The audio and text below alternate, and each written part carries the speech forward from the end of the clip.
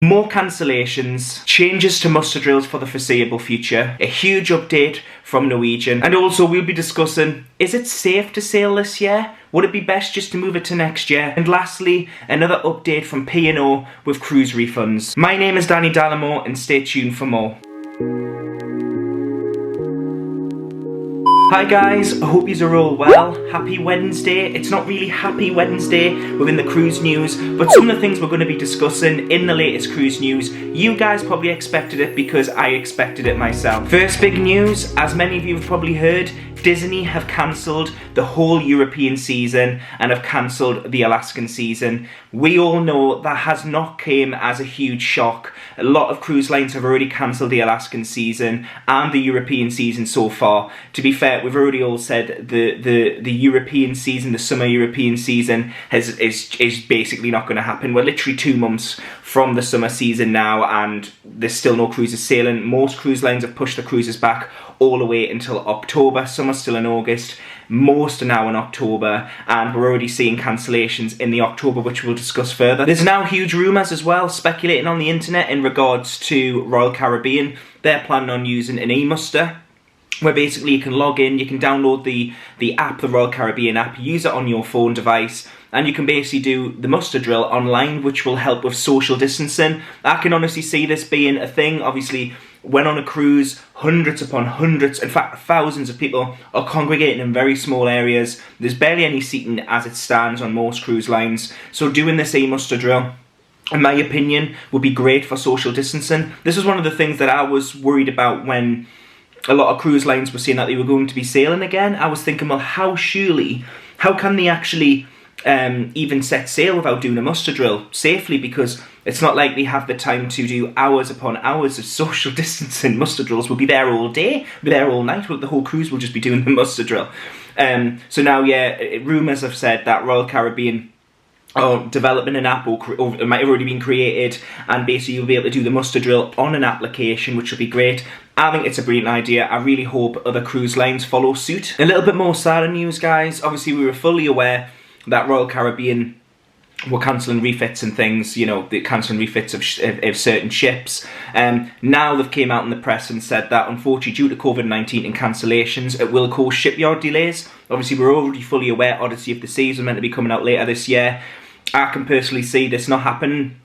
A bit like what happened with Iona, with P&O, that was pushed back. It's only just on sea trials and they're having issues with the sea trials. Obviously this is going to happen with Royal Caribbean and many more cruise lines that have got new ships coming out this year. We're probably going to be seeing cruises being pushed back, especially new ships being pushed back, probably to middle of next year or maybe early next year. It's too early to tell, but hopefully we'll hear more announcements of that in the next coming weeks. Guys, while we're on the topic of cancellations, many of you may have heard that Cunard have cancelled all sailings till the end of November.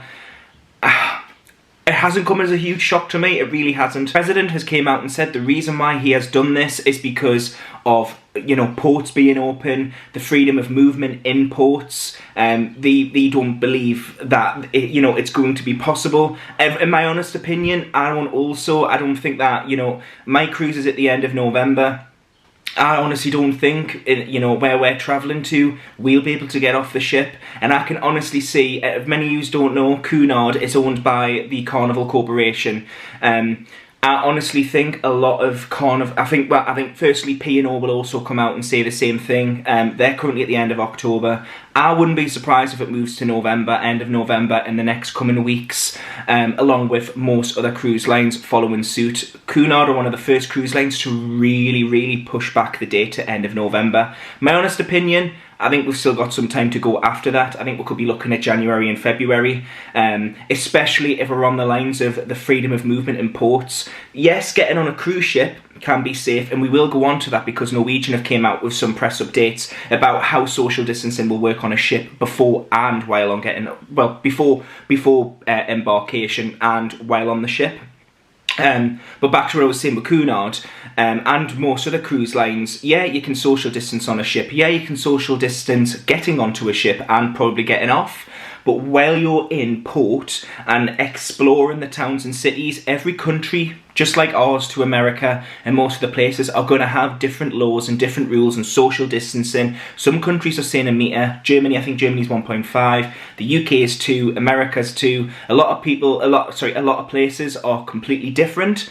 So how will, if people are in port, how can the cruise line manage the expectations of the passengers that they're actually going to be following social distancing rules while off the cruise ship? We already know with COVID-19, you don't show symptoms potentially up to 14 days. So you could get back on the cruise ship, have COVID-19, spread it among passengers, and before we know it, we're back to square one. Just to summarise that section, I honestly think Cunard have done the right thing. Let me know in the comments, do you think they have to? So on to Norwegian news. They have came out and said that the embarkation process of the cruise will be mega important. They have said that people will have times to come. They're going to use an application where it's a pre-embarkation application which you will be able to download on your phone or your computer, and you will be given times. Essentially, this is how it came out to me when I've read it. They're going to be giving people times to embark. I can only imagine during that embarkation, just like what I mentioned in my last week's video, you'll go through temperature checks.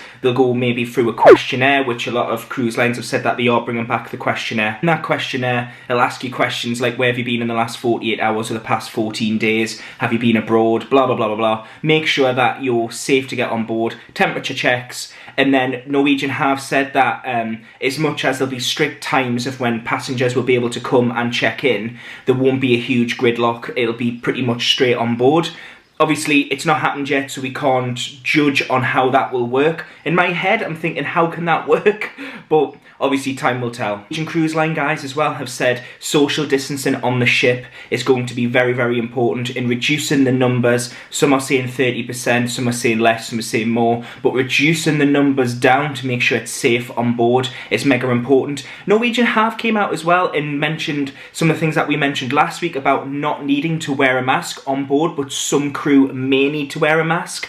We're still up in the arms and, waiting to hear more information on that. More cruise lines will come out hopefully in the next coming days about how it will actually work on the cruise. Will you have to wear a mask? Will you not have to wear a mask? I can imagine many of you guys, just like myself, are very, very interested to know when on a cruise, when sailing on a cruise ship, will we need to have a mask in public areas? Norwegian have also came out and said about self-service drinks and self-service buffets.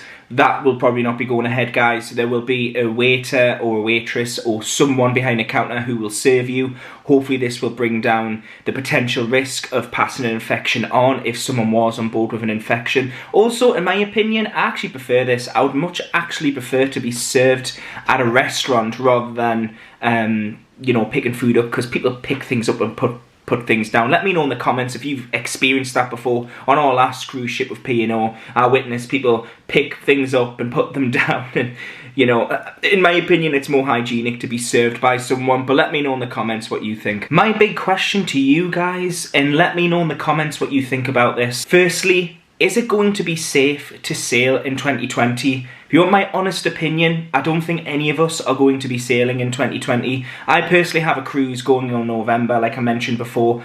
I honestly can't see this cruise going ahead.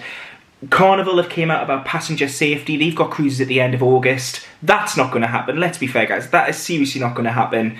We've already seen P&O push things back, Royal Caribbean push things back, Norwegian. In my honest opinion, I don't think any of us are going to be sailing in 2020. However, on the basis as in case we do end up sailing in 2020, will it be safe to be on a cruise? In my opinion, I think if everyone is following the rules, wearing face masks if required, making sure that we're washing our hands consistently, and I don't just mean washing your hands, once or twice or 3 or 4 times a day. I mean washing your hands every 30-40 minutes. Every time you touch something, you wash your hands. A bit like if you go to a supermarket in the UK right now, you'll probably go, you'll wipe down your trolley, go in. As soon as you come out, you'll wash your hands because you're finished in that supermarket. That's how I feel like it should be on every cruise ship. Every room you walk into, including your cabin, every restaurant you walk into, every pub, every time you open a door. Now, I honestly think there should be hand sanitisation. Without doing that, until there's a cure, I can't see cruisers being safe. Not just cruisers though, I mean every form of travel. I mean aeroplanes, I mean going, you know, I'm a Disney fan, as you guys know if you watch this channel a lot. We go to Disney every year. It's the same there, you know, it's not going to be safe. This isn't just an attack at cruisers, this is just an honest opinion of, will it be safe to travel during this pandemic? In my opinion, yes, as long as you follow the rules and like I say, wash your hands. Make sure you're being very careful around the people that you're with, social distancing, making sure that when you do come off your cruise, you do follow the government's advice and you do stay at home for them 14 days in case you do bring something back into the country. And then also, if you are on a cruise and you're visiting the port, make sure you still follow the cruise rules. If the 2-metre distance, wear a face mask at all times, regardless of the rules in that country. And also just make sure that you're being safe at all times, being aware of everything that's around you, everything you touch. Make sure you don't touch your face. There's so much to this, guys, isn't there? Actually, just even talking about it doesn't even sound like a holiday. It sounds like a nightmare. But guys, let me know in the comments. Do you agree? Do you have any sort of assumptions of what should be what people should be doing when traveling? I don't just even mean cruises at this point, guys. I mean travel at all. And let me know. Do you think we're going to be cruising this year, or do you think it's just completely blown out the window and no one's going to be traveling this year? P&O refunds, huge topic of conversation. I know a lot of you are waiting on refunds from certain cruise lines, and you know, some people have received their refunds, some people haven't. Here is my experience of the P&O refund. Just like many of you guys, I filled in the online form and I'm currently still waiting for the refund.